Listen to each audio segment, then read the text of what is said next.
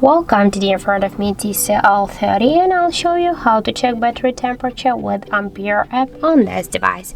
So first you should go into the Play Store application. Where is it? Here's here. So, and after that, here in the search pool, enter the Aphere.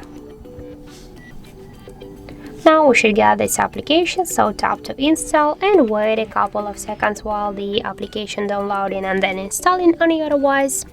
And after that, just click here to open. Tap here to yes, I agree, click close. And on the left down corner, tap to OK. And now you can see here the section with our device temperature. In my case, that's 32.2 degrees.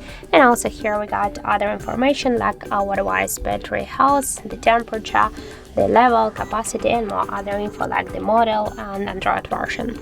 So that's it. Thank you for watching. And if you found this video helpful, don't forget to leave a like, comment, and to subscribe our channel.